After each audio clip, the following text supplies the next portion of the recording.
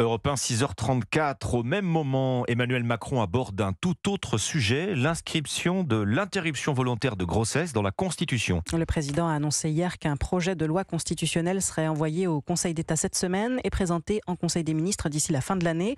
En 2024, dit-il, la liberté des femmes de recourir à l'IVG sera irréversible. Qu'en disent les principales intéressées ? Antoine Bienvaux leur a posé la question pour Europe 1.